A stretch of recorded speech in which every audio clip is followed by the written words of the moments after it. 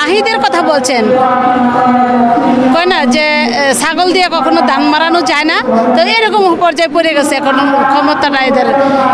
আর আমি একটা কথাই বারবার বলবো, নাহিদ, শাহজাদ আব্দুল্লাহ, আসলে তোমরা আমাদের সন্তানের সমতুল্য। তোমরা বাংলাদেশের গণতন্ত্র সম্বন্ধে এখনো তোমাদের জ্ঞান ধ্যান ধারণা তোমাদের মাথায় এখনো ঢুকে নাই। বাংলাদেশ কি জিনিস, কিভাবে বাংলাদেশকে বারবার যুদ্ধ করে আজকের এই স্বাধীন বাংলাদেশটাকে আমরা ফিরিয়ে এনেছি, সেটা অবশ্য তোমরা চোখে দেখেছো। সেটা তোমরা কখনো বাস্তবে রূপান্তরিত করার জন্য কখনো কোনো দিন রাস্তায় নামোনি, যার জন্য তোমরা মুখ দিয়া একজন বয়োজ্যেষ্ঠ, একজন বাংলাদেশের প্রবীণ একজন রাজনীতিবিদকে নিয়ে কথা বলার আগে তোমাদের 10 বার হিসাব করা উচিত ছিল। আমি নাহিদকে বলতে চাই, এই নাহিদ, তোমার বয়স কত সেটা চিন্তা করো। তোমাকে উপদেষ্টা বানানো হয়েছে কারণ তুমি নির্যাতিত হয়েছো, ঢাকা ইউনিভার্সিটিতে লিভিং দিয়েছো, তুমি নেতৃত্ব দিয়েছো, তার জন্য তোমাকে আজকে সমন্বয়কারী বানানো হয়েছে এবং তাদের লিভিং দেওয়ার জন্য তোমাকে একটা ক্ষমতায় বসানো হয়েছে। তোমার পেটে মনে হচ্ছে জনগণের ভাত হজম হচ্ছে না, তাই না? আসলে অল্প পানির মাছ যখন বেশি পানিতে পড়ে যায় তখন আসলে তারা দিশা পায় না তারা কি করবে, কিভাবে কথা বলবে, কিভাবে কি না করবে। তারা যে 2 দিন পর পর গাড়ি পাল্টাচ্ছে, বলতেছে যে এমুকে দিচ্ছে অমুকে দিচ্ছে, তাদের বাবার কি ছিল সেটা নিয়ে কথা বলো। তারা দেশের জন্য কথা বলো, জনগণের নিয়ে কথা বলো, গণতন্ত্র উদ্ধারের জন্য কথা বলো, ফ্যাসিবাদী সরকারের বিরুদ্ধে কথা বলো। তোমরা কি নিয়ে কথা বলতেছো? কে নির্বাচন চাচ্ছে তার নিয়ে কথা। কেন নির্বাচন ছাড়া কি হাসিনার মতো তোমরা একটা নতুন সরকার গঠন করবা? খবরদার, 17 বছর যুদ্ধ করেছি রাজপথে, একটি কণাও ছাড়বো না ইনশাল্লাহ। গণতান্ত্রিক নির্বাচন হবে এবং ভোটের মাধ্যমে, ব্যালটের মাধ্যমে, জনগণের মাধ্যমে নির্বাচন হবে এবং সেই নির্বাচনে নির্বাচিত হয়ে যে কেউ সরকার গঠন করে তাকে আমরা ওয়েলকাম জানাবো এবং সালাম জানাবো। তারা যেভাবে কথা বলতেছে জিয়াবাদ, মুজিববাদ, আরে বাবা, তোরা তো কোনো বাবার সন্তান, তাই না? এই বাংলাদেশে যখন যুদ্ধ হয়েছিল তখন মুজিববাদ আর জিয়াবাদই ছিল বাংলাদেশে। তোর বাবাও নামে নাই, আমার বাবাও নামে নাই, তার সরাসরি ব্যবসা বাংলাদেশের সকলটা সেক্টরে যুদ্ধ করেছিল। তখন কেউ তোমরা কোথায় ছিল? তোমার বাবা কোথায় ছিল? বলো, তোমার বাবা মুক্তিযুদ্ধ, তোমার চাচা মুক্তিযুদ্ধ দেখাইতে পারবে কোনো বংশের মধ্যে তাদের কোনো মুক্তিযুদ্ধ আছে? তারা চাইছিল কি জানেন, এই যে ইমরান এই সরকারের মতো শাহবাগের মতো একটা সুন্দর নাটক সাজাবে, 2 দিন পরে তাদের নাটকটা বন্ধ হয়ে যাবে, শেখ হাসিনার সাথে আতাত করে কিছু টাকা নিয়ে তারা বিদেশে চলে যাবে, সেই পায় তারা করেছিল। কিন্তু না, রাষ্ট্রের মধ্যে যখন একটা গন্ডগোল হয়েছে এবং ফ্যাসিবাদী সরকারকে যেটা বিদায় করতে হবে সেই জন্য তারিখ দিয়ে শক্ত হাতে হাল ধরেছিল। সারা বাংলাদেশ আমাদেরকে দিক নির্দেশনা দিয়েছিল কিভাবে আন্দোলন করতে হবে, কোথায় কিভাবে নেমে আমাদের কাজ করতে হবে।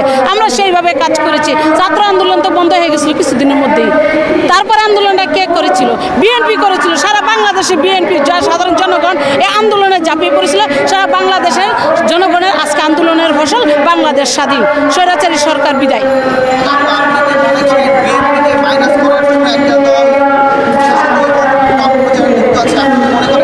অবশ্যই বিএনপিকে মাইনাস করার জন্য অনেকে, শেখ হাসিনা মনে করেছেন একা চলে গেছে, তার যে চেলা পেলা সাঙ্গ পাঙ্গ তারা কি বাংলাদেশ থেকে গেছে? তারা কি মুখে আঙুল চুষতেছে? কখনো না, তারা কেউ বসে নেই। তারা সমন্বয়কারীদের সাথে আতাত করে এবং সমন্বয়দের উপর ভর করে আবার যাচ্ছে একটু নাড়াচাড়া দেওয়ার জন্য। এত সহজ নয়। এটা গণতান্ত্রিক বাংলাদেশ, গণতন্ত্রের জন্য আমরা 17 বছর যুদ্ধ করেছি, পারলে আরও 20 বছর যুদ্ধ করব, তবু বাংলাদেশে কোনো অগণতান্ত্রিক সরকার আসবে না এবং অবৈধ কোনো সরকার আসবে না। নাহিদকে বলতে চাই যে তোমার বয়স কত? তুমি যে নির্বাচন পাইতে আগে নির্বাচন করার জন্য, সংসদীয় নির্বাচন করার জন্য 25 বছরের নিচে কোনো লোক নির্বাচন করতে পারতো না। তারা এখন 21 বছর করতে যাচ্ছে। 21 বছরের ছাত্ররা এখন কলেজে পড়ে। এই কলেজে পড়া ছাত্র মেধার ভিতরে যদি জনগণের রাষ্ট্রীয় ক্ষমতার লোভ দেওয়া হয় তাহলে বাংলাদেশের রাষ্ট্র পরিচালনা করবে না, লোভে পরিণত হবে বাংলাদেশের ছাত্র সমন্বয়গুলো।